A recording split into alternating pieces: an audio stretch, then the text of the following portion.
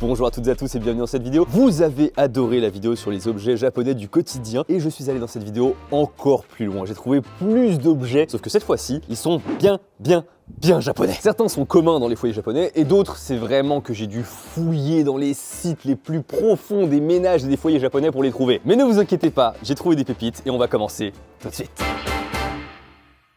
Et pourtant, c'est pas toujours simple avec les sites japonais. C'est souvent le bordel, on comprend rien, on a vraiment l'impression qu'ils sont restés dans les années 2000 questions interface. Alors qu'aujourd'hui, il y en a des outils simples d'utilisation qui te permettent d'avoir un hébergement, un site créatif, des emails professionnels, un nom de domaine personnalisé. Bon ok, tout ça tu le trouves pas forcément partout, sauf chez Hostinger. C'est le partenaire de cette vidéo. Et attendez, est-ce que vous trouvez ça normal qu'un professeur arrive en classe sans son cours ? Non? Alors pourquoi les mini-makers et les monteurs ils ne mettent pas de portfolio ou de site vitrine dans leurs emails? Sérieusement, aujourd'hui avoir un site vitrine pour tes activités c'est tellement important. Que tu sois commerçant, entrepreneur ou même juste pour ton CV. T'es vraiment beaucoup plus pris au sérieux quand tu as ça. Avec Hostinger, tu as un support client disponible en français 24 h sur 24, 7 jours sur 7. Un panel facile d'utilisation en français et la possibilité d'avoir une adresse mail pro avec le nom de domaine personnalisé. Si tu veux vraiment être pro, les yahoo.fr, les gmail.com, on oublie. Tu as également un outil de création de site web mais aussi la possibilité d'utiliser WordPress. Et de surcroît, vous avez 30 jours satisfaits ou remboursés. Mais le must sur Hostinger, c'est que tu as une fonctionnalité de génération automatique de site avec de l'IA. À partir de certains mots ou une phrase, tu peux avoir une esquisse de départ pour ton site. Bien sûr, il faut la modifier et l'ajuster, mais c'est un vrai plus quand tu sais pas par où commencer. Vous avez bien sûr le lien dans la description, mais également un code promo, Luisan. Avec lui, vous avez 10% de réduction sur toutes les offres d'hébergement sur les abonnements de plus de 12 mois, mais plus tu prends longtemps, plus forcément c'est rentable. Donc réfléchis bien. Et on va commencer par la salle de bain. On commence donc avec la salle de bain et oh là là là là là, attendez. Je dois vous faire une confidence sur les Japonais. Les Japonais puent de la gueule. Voilà, comme ça c'est dit, il y a des forums entiers qui sont consacrés juste à ça. Et il est vrai que les Japonais font attention à leur odeur corporelle. Ça fait même l'objet d'une loi concernant les odeurs sur le lieu de travail. Et c'est donc pour ça qu'ils ont plein de shampoings anti-odeur, de gel douche sans arôme et aussi qu'ils ne mettent pas de parfum. Mais apparemment, pour ce qui est de la bouche, il y a un manque. J'aime les Japonais, mais leur haleine est terrible. Honnêtement, aucun pays n'a pire haleine. Aïe, selon les étrangers, c'est 72% d'entre eux qui ont eu une mauvaise expérience avec un japonais avec une mauvaise haleine. Et le pire, c'est que si on théorise un petit peu, on peut trouver une raison à ça. Parce qu'au Japon, on prend beaucoup plus ses distances par rapport à en France, par exemple. Pour dire bonjour, on se salue de loin. Quand on parle, on a une plus grande distance et même quand on mange par exemple, on a l'habitude de couvrir sa bouche et de voilà, même quand on rigole, on couvre sa bouche. Et donc fatalement, il pourrait y avoir un laxisme au niveau de l'hygiène bucco-dentaire vu qu'il y a personne qui la respire de près. C'est en tout cas la théorie de Maki Morishita qui est une dentiste au Japon. Mais le problème c'est que même si on ne côtoie personne de près, eh bien au moment du bisou à un japonais ou une japonaise, ça devient fatal. Et c'est pour ça que le peuple nippon tous ensemble a commencé à lutter contre cette image de mauvaise haleine. Le Japon met au point des technologies comme par exemple cette brosse à dents. Alors, je sais ce que vous vous dites, qu'est-ce que c'est que ça? Il nous présente une brosse à dents dès le début. Est-ce qu'il se foutrait pas de notre... Non, je vous jure que non. Il n'y a pas de rotation sur cette brosse à dents électrique. C'est juste avec des vibrations. Ça c'est le premier mode, clean. Le deuxième mode, parce qu'il y a plusieurs modes effectivement. Ça c'est pour blanchir les dents. Carrément, tu as un truc pour blanchir les dents intégré à ta brosse à dents. Troisième mode. Là vous avez vu, ça a un peu réduit légèrement en termes de vibration. C'est pour ceux qui ont des dents sensibles, pour pas voilà qu'on abîme trop, etc. Et pour ceux qui veulent y aller... Ça c'est le mode polish. Tu vas polir tes dents vraiment pour avoir un truc nickel. J'adore. Tu vois le truc, le rythme et tout. On est à 50 000 vibrations par minute. La brosse à dents, mesdames et messieurs. Et là, vous allez me dire, ouais, c'est sympa et tout, mais l'hygiène ne s'arrête pas là. Parce que forcément, tu as une brosse à dents comme ça, mais tout le monde la laisse, tu sais, poser à l'air libre et tout. C'est pas hygiénique. Le pire, c'est quand tu te déplaces. Tu vas forcément le mettre dans ton sac, mais tu sais, du coup, ça va rentrer en contact avec des trucs dégueulasses et tout. C'est horrible, tu peux la nettoyer à l'eau, mais le Japon a décidé d'aller un cran plus haut. Mesdames et messieurs, le compartiment UV pour brosse à dents. Tu mets comme ceci ta brosse à dents, ça se clipse.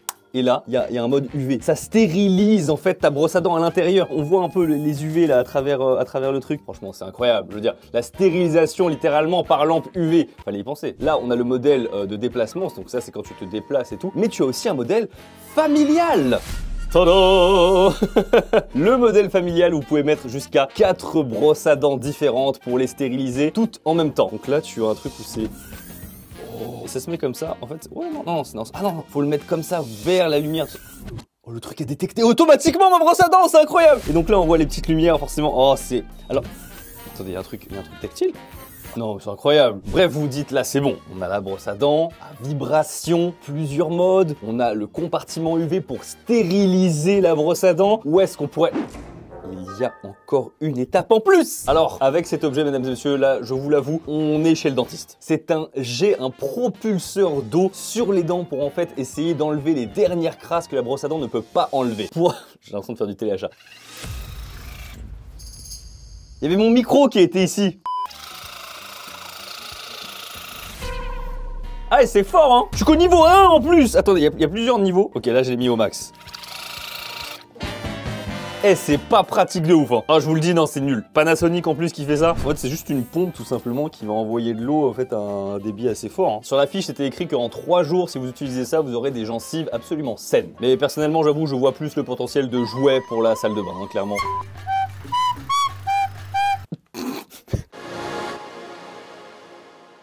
Ça, c'est le bloc de salle de bain, hein, comme vous l'avez déjà vu dans d'autres vidéos. C'est un truc qui est déjà préfait au Japon. Et j'ai découvert un truc, en fait, sur cette pièce.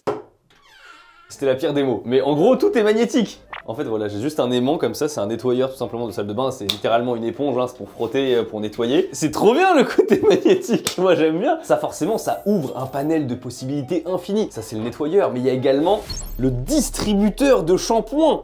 Et tout de suite, ta salle de bain paraît beaucoup plus un Airbnb ou un hôtel, hein. C'est immédiat. L'avantage, il faut le mentionner, c'est que tu peux directement acheter les recharges en fait de shampoing. Il y a beaucoup ça au Japon, ça existe bien sûr aussi en France, mais il y a beaucoup ça. Si tu n'achètes pas le shampoing avec l'emballage en fait plastique, tu as directement le sachet à remplir et là, tu es tranquille. C'est l'objet le plus terrifiant de cette vidéo, mesdames et messieurs. Quand je l'ai acheté, j'étais inquiet parce que, en fait, personnellement, j'en ai pas besoin parce que j'ai une salle de bain. Je veux dire, j'ai une baignoire qui se remplit automatiquement et qui se chauffe automatiquement. Tous les Japonais n'ont pas ça. Je veux dire, le remplissage, c'est assez fréquent, mais parfois, la température, tu vois, c'est juste pour quand tu la remplis et c'est pas constamment ajusté par rapport au temps. Bref, vous avez compris. Et pour pallier à ça, il y a un objet, vous allez tout de suite comprendre, hein, c'est... Donc, tu le plonges et tu le branches. Donc, littéralement, tu fais une Claude François. Est-ce que tu te vois à l'aise avec ce truc branché comme ça là? En plus il y a la bonne prise d'air, tu sais, genre vraiment pour te faire comprendre que le truc il y a un bon voltage dessus. Il y a la boîte du coup que j'ai acheté et sur la boîte il y a quelque chose qui m'a fait extrêmement rire, mais vous avez un rire un peu nerveux. C'est écrit Next Generation Security Upgrade, comme s'il y avait eu des problèmes sur le premier modèle.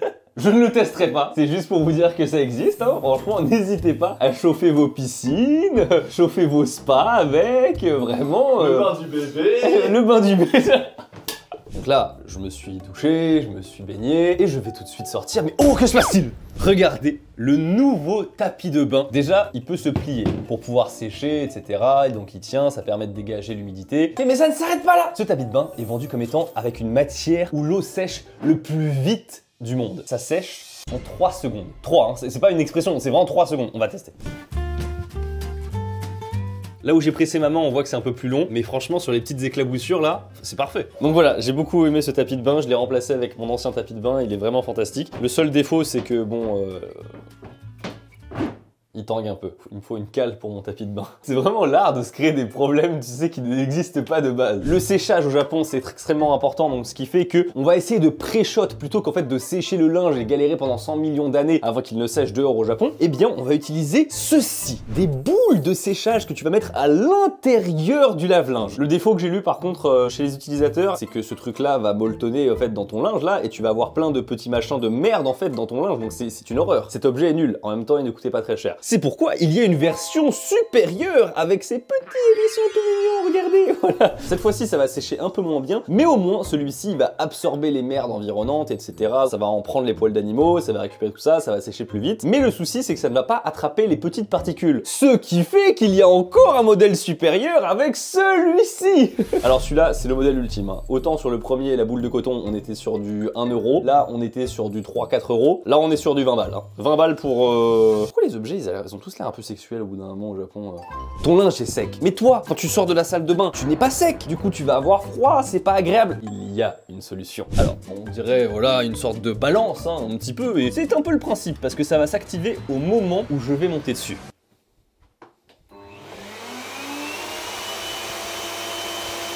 un sèche-corps qui ressemble à une balance. Est-ce que c'est pas incroyable quand même? Bon, celui-là, j'avoue, il n'y a pas beaucoup de japonais qui l'utilisent. Franchement, l'objet, je trouve, il paraît gadget un peu nul, mais je pense que si tu t'habitues un peu trop, tu peux vite plus revenir en arrière. Oh, j'ai oublié quelque chose. C'est vrai que j'en ai pas besoin, moi, dans ma vie quotidienne, parce que j'ai déjà une installation ici pour le lave-linge. Alors, vous voyez, il est surélevé, ce qui fait que d'une, on va pouvoir passer les tuyaux en dessous, et de deux, en fait, ça va atténuer le bruit lorsque je fais une machine à laver. Sauf que on peut aussi acheter des pads anti-bruit à mettre sous ta machine à laver pour justement atténuer le bruit, parce que les voisins, on les connaît au Japon, il faut attention, attention, le lave-linge, faut pas l'activer après 20h30. La suite, ça se passe dans les toilettes, mais est-ce que vous savez ce qui a fait en sorte que les toilettes japonaises soient connues mondialement? Toilettes. Sur la période Yayoi, c'est-à-dire entre le 3e siècle avant Jésus-Christ et le 3e siècle après Jésus-Christ, eh bien les toilettes des Japonais, ça ressemblait à ça.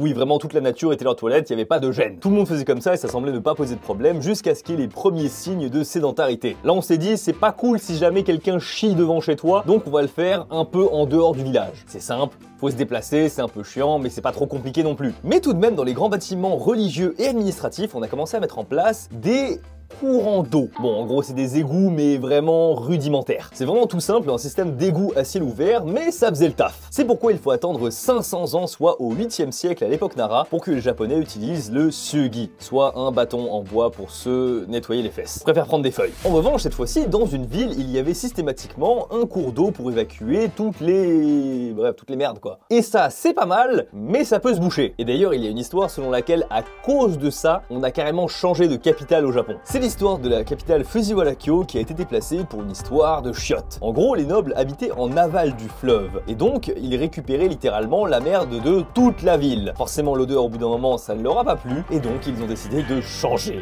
de ville. Alors cette histoire, elle n'est pas totalement confirmée par les historiens, mais il y a tout de même beaucoup de preuves pour attester de celle-ci. Quoi qu'il en soit, les nobles sont partis vers un système de toilettes sèches, tandis que le reste de la population a continué à faire ça, littéralement, dans la rue. Bon, à des endroits un peu écartés, mais dans la rue quand même. Ouais, clairement, l'hygiène au Japon, on revient de loin. Mais c'est là où on arrive à la période Edo, et durant l'ère Edo, la merde, c'est de l'or. C'est pas une blague, hein, c'est vraiment pas une blague. Vraiment, il y a un business qui se construit autour des excréments humains. C'est très... Oui, je sais, je rigole pas, il y a littéralement des convois d'excréments qu'on échange contre de la nourriture, et on parle d'or marron à ce stade. Bref, on va avancer un peu dans l'histoire pour arriver jusqu'à la Seconde Guerre mondiale, où forcément les Américains vont dire « Qu'est-ce que c'est que toutes ces bêtises là? On arrête et on met des chiottes comme tout le monde. » Donc il y a une modernisation des toilettes, et on passe par différents modèles un petit peu spéciaux, comme par exemple l'urinoir pour femmes, mais tout va changer quand un Américain arrive en 1964 et invente le premier bidet avec un jet d'eau directement là où il faut. Et oui, mesdames et messieurs, le washlet, enfin le jet d'eau comme ça, vers les fesses, ce n'est pas une invention japonaise. Les Japonais sont contentés de récupérer l'idée et de l'améliorer. Mais au début, je vous le cache pas, c'est une catastrophe. Le jet d'eau manque la cible, l'eau est trop chaude et te crame, bref, on est à deux doigts de tout lâcher quand soudain, l'entreprise Toto arrive et ne veut pas abandonner. Elle récolte énormément d'informations sur les postérieurs de ses employés et elle sort enfin le modèle qui fonctionne. C'est en 1980 et Toto arrive avec le washlet japonais. Et c'est un four. Ça ne fonctionne pas, les gens n'en veulent pas, c'est beaucoup trop moderne. Mais c'est là qu'il y a un mec dans le département marketing, il s'est dit « Hey, pour vendre un objet qui nettoie tes fesses, si on utilisait une idole ?»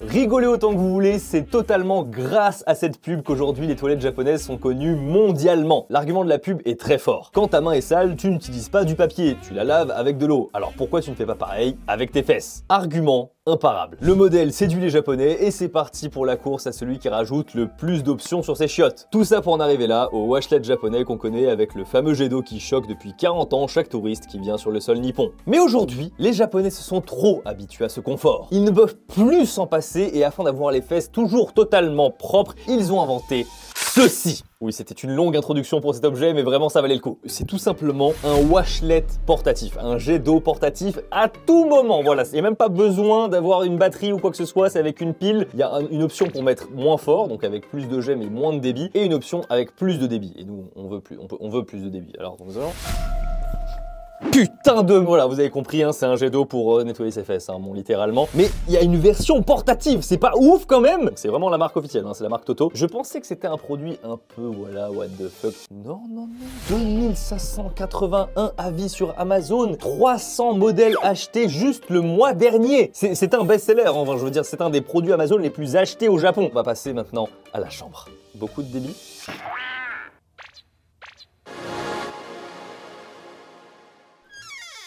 Alors, vous voyez, il y a le lit, je vous ai déjà présenté plusieurs objets, mais est-ce que vous le connaissez? C'est tout petit, c'est tout compact, il s'agit d'un sèche-futon. Voilà, bon, sèche-futon, sèche-matelas, tu peux l'utiliser même pour les chaussures d'ailleurs. Il y a même un embout, regardez, pour mettre ça.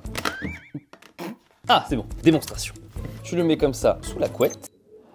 Oh. En fait, ça s'utilise pas vraiment pour le séchage en fait au Japon. Ils l'utilisent pour faire chauffer le matelas ou chauffer le futon avant d'aller dormir. Et effectivement, ça paraît logique. Tu peux tout simplement avoir un bon lit chaud au lieu de te geler les miches là comme en ce moment. Tu peux non seulement faire chauffer ton futon en hiver, mais aussi le rafraîchir en été. En vrai, ça marche vraiment bien. Concernant les produits chauffants, le Japon ne s'arrête pas au chauffe-futon, il va aussi utiliser des kailo. Alors, c'est des chaufferettes littéralement. C'est un peu connu en France, sauf qu'au Japon, c'est ultra démocratisé. C'est-à-dire qu'on utilise ça partout. Et il y a même plusieurs modèles. Ça, c'est le modèle classique hein, de la chaufferette, donc du kailo. On le prend. Et le modèle pour les chaussures. Donc du coup, tu mets ça dans tes chaussures. Ça, pour le coup, je trouve ça vraiment stylé parce que tu sais cette sensation où tu as un peu froid, mais au bout de tes pieds. Bah ça, banger. Bon, on voit que c'est plus orienté pour femmes. Je ne comprends pas pourquoi. Moi aussi, j'ai le droit d'avoir chaud au bout des pieds. Sauf que le Japon, vous savez, ils arrivent pas à s'arrêter. C'est-à-dire que ils se disent ouais, c'est bien les chaufferettes, hein, on en fait des petits modèles, on fait des trucs pour les chaussures et tout. Ouais, mais les gars, ça vous dit pas, on fait un modèle un peu dangereux, un peu style, tu mets un truc électrique dans le bain pendant que l'enfant il est à l'intérieur. Magma. En fait, ils ont pris exactement la même DA que les trucs épicés. 12 heures. Ça marche pendant 12 heures le truc. Ça va chauffer, mais comme tu l'as pas directement au contact, ça va pas te brûler. Et par contre, c'est vrai que si ça tu le prends, et tu le mets contre ton torse et t'attends pendant 10 minutes, au bout d'un moment, ça va, voilà, ça va être tout rouge, tu vois. Ouais. Voilà. Dans la chambre, forcément, vous avez des vêtements, vous avez des cintres, mais les cintres basiques, en fait, il y a un truc qui fonctionne pas avec, c'est pour les kimonos. Bon, là, on est sur un happy, mais le souci, c'est que là, ça va casser. Et ça, au bout d'un moment, ça va abîmer ton kimono, c'est pas du tout bon, en fait. Et je voulais vous montrer ça parce que c'est vraiment un truc, je pense, qui existe peut-être littéralement qu'au Japon. Tu peux tirer un bâton et du coup, ça va tenir droit. Et là, ton kimono, il est beaucoup plus esthétique. Extension, extension. Bref, on va monter dans le salon.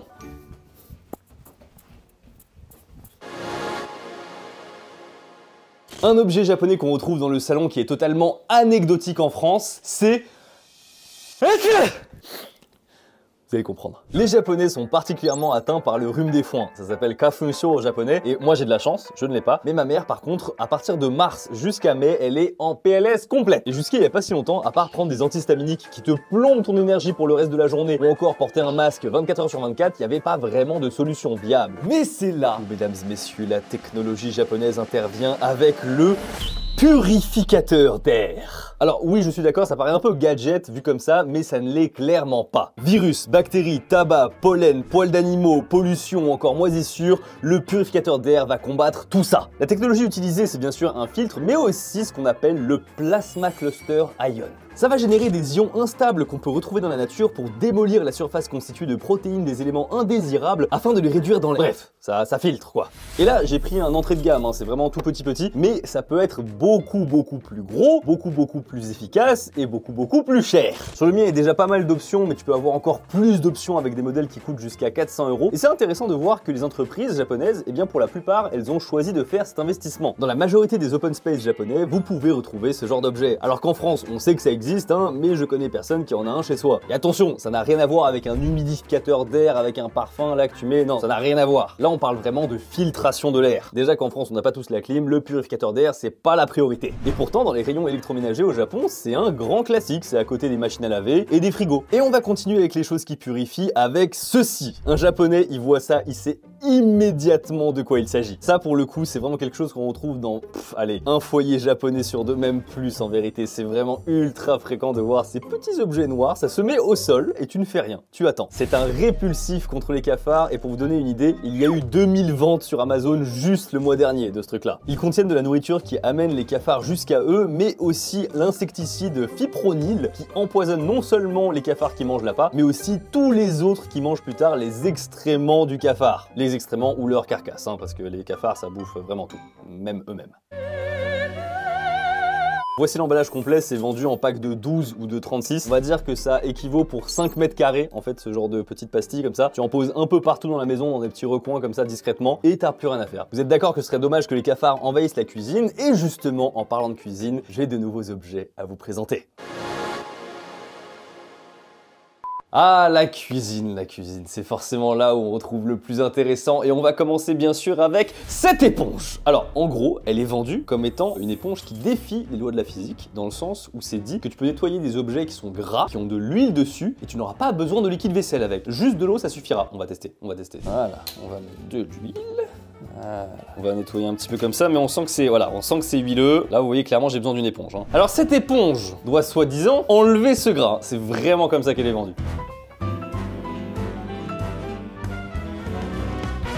Oh, c'est abusé, mec. Y a pas d'huile, on est d'accord? Je suis déçu, ça marche. Putain, j'étais prêt à allumer le produit, j'étais à deux doigts de dire ouais, les produits japonais, de la grosse de mer, mensonge, machin et tout. Un autre produit japonais que j'ai acheté, auquel je crois pas beaucoup, ce sont ces gants. Alors vous allez dire, qu'est-ce que c'est que cette histoire? C'est quoi? Tu vas faire du jardinage? Rien à voir. Ce sont des éplucheurs. On va tester ça tout de suite. Et c'est prévu pour pouvoir éplucher les pommes de terre. Alors j'imagine qu'il faut mettre un peu d'eau quand même.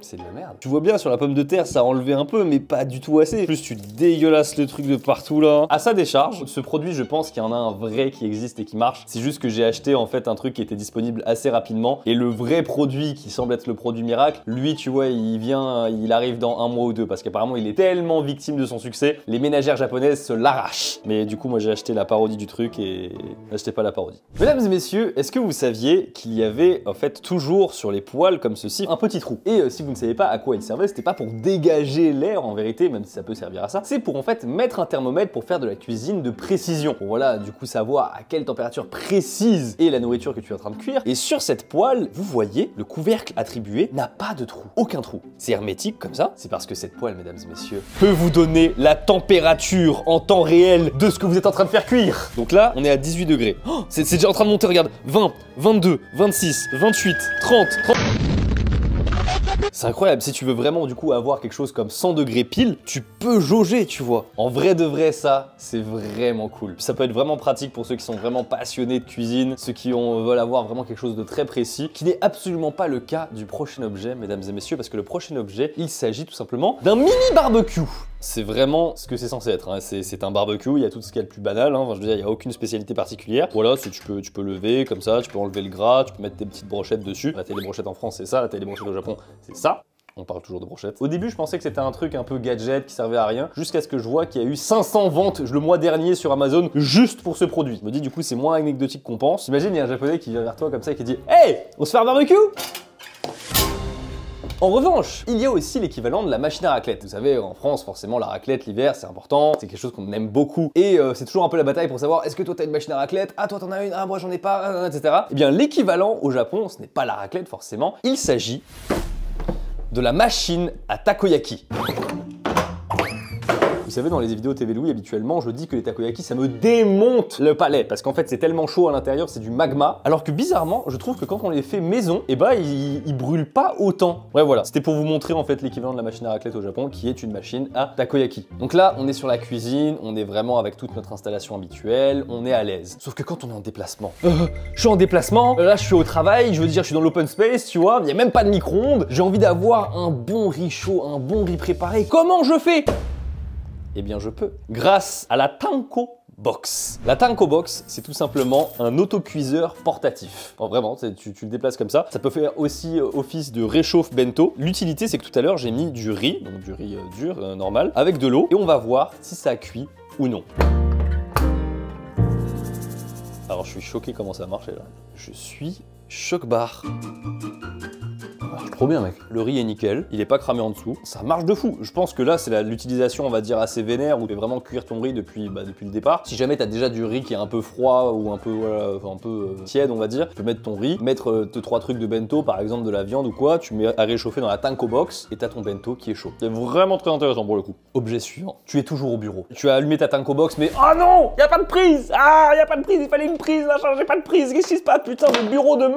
Mais tu as ton ordinateur. Et avec ton ordinateur, tu as forcément simplement une prise USB. Ce qui fait qu'avec cet objet, tu peux faire réchauffer ton onigiri. Prise USB, tu fais réchauffer ton onigiri. À l'intérieur, il y a de l'aluminium. Effet Claude François, ça se réchauffe. Tu as ton onigiri chaud. C'est beaucoup plus agréable, surtout en hiver. On va passer, mesdames et messieurs, au dernier objet. Le dernier objet, il s'agit du café Anabas. C'est pour faire bouillir ses œufs. Quoi bon avoir une machine pour bouillir ses œufs? Attendez, je vous explique. L'utilité en fait, c'est d'utiliser quelque chose de beaucoup plus petit et beaucoup plus compact pour faire bouillir plus d'œufs. Et surtout, utiliser moins d'eau. Parce que quand tu veux faire bouillir tes œufs et avoir des œufs durs, tu es obligé d'utiliser 2 litres d'eau. Bon, j'abuse, 1 litre on va dire. 1 litre d'eau dans lequel tu mets tes œufs, etc. Là, la promesse de cet objet, c'est de faire bouillir jusqu'à 6 œufs avec uniquement 80 millilitres d'eau. Il faut qu'on vérifie.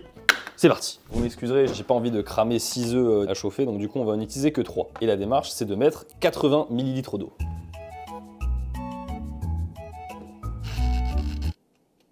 Ça va vous? Révélation. Oh, la vapeur a l'air d'avoir bien fonctionné. Je sais pas si j'ai laissé assez longtemps pour que ça soit des œufs durs. On va voir, à mon avis, ce sera plus des œufs mi-mollets ou un truc comme ça. Allez, c'est parti. Yeah, c'est chaud sa mère. En vrai, mec, ça marche super bien. Franchement, bon là, c'est les morceaux, c'est ma faute, mais pas mal, hein? Oh, complètement mi-mollet, absolument parfait. Je pensais que ça prendrait plus de temps, tu vois, que par exemple de faire ça bouillir dans de l'eau. Pas du tout. Ça va beaucoup plus vite finalement. Oh, c'est trop bien. On va passer maintenant à une autre catégorie d'objets un peu spéciale.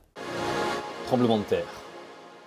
Récemment, au Nouvel An au Japon, il y a eu un tremblement de terre qui a fait plus d'une centaine de morts et ça a ravivé pas mal le traumatisme dans la tête des gens. J'ai même reçu ce manuel dans ma boîte aux lettres qui t'indique les précautions à prendre avant le tremblement de terre et ce qu'il faut faire après qu'il soit arrivé. Ça, pour le coup, je trouve que c'est des initiatives vraiment très cool de la part de la mairie. Donc ça se présente comme ça, il y a 2 volumes. Ça, c'est le premier, donc Step 1, où on voit tout ce qu'il faut faire. Déjà, rien qu'avec les pictogrammes, on peut comprendre, il faut attacher ces objets, etc. parce que ça tombe en fait et ça peut être très dangereux si jamais vous êtes juste en dessous. Parce que si un frigo vous tombe dessus, c'est pas très agréable. Donc là, ça vous explique un peu qu'est-ce qu'il faut faire, par exemple, si vous êtes dans les toilettes, si vous êtes dans la salle de bain ou si vous êtes dans les escaliers. Parce que c'est ça souvent qu'on oublie en fait avec un tremblement de terre, c'est que ça n'arrive pas forcément au moment où on voudrait. Parfois, il y a des gens, ils sont sur le trône, parfois, il y a des gens, ils sont tout nus au moment où ça arrive. Et forcément, bah, ça te fait paniquer parce que si tu n'es pas préparé à ça, eh bien, tu te dis, wow, mince, attends, je suis dans une situation déjà critique de base, comment ça va se passer si jamais il y a tout qui s'effondre sur moi? Typiquement, là où vous voyez, ça explique qu'il faut bien aller sous les tables pour se protéger. Et d'ailleurs, il y a quelque chose aussi à pas oublier, c'est qu'il faut prendre bien son téléphone portable. Ça, c'est un truc qu'on oublie à chaque fois en fait, c'est que mine de rien, c'est très utile dans la vie et même pour les secours en fait d'avoir un téléphone portable, donc faut pas le négliger, ça sert pas que à TikTok. Et aussi par exemple le fait de mettre des films plastiques transparents sur les miroirs ou les vitres, c'est tout bête, mais quand ça explose, et bien s'il y a un film plastique, ça n'explose pas forcément sur votre gueule.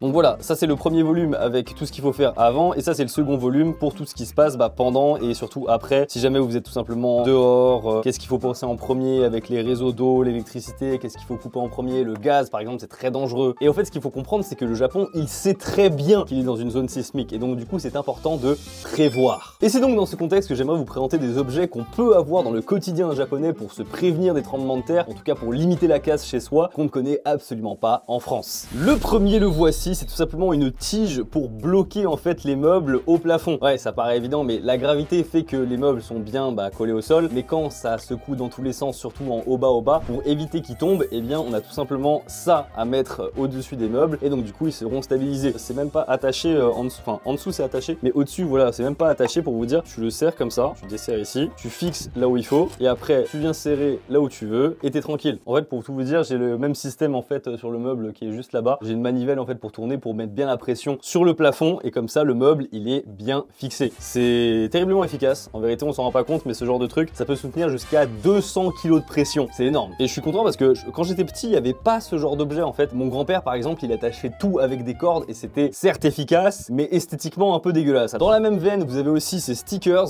qui sont terriblement efficaces. Stickers transparents comme ceci, vous voyez l'utilisation, c'est pour placer en fait ça sous des socles pour que ça soit mieux fixé. Et on peut en mettre par exemple sous la télé, on peut en mettre sous le frigo, on peut en mettre sous certains meubles. Imaginez ça comme de la pâte à fixe mais qui fixe vraiment. En fait ouais, c'est très visqueux, c'est très collant, mais c'est très malléable. Là si je veux le déformer, je pense que c'est assez facile. Attendez, on va faire un petit exemple comme ça tout bête, on va le mettre là, et on va mettre par exemple ça dessus. Je pense que vous avez compris l'idée, mais C'est réutilisable juste avec de l'eau si jamais vous voulez le refaire. Ce genre de petits détails, ça peut vous sauver un écran.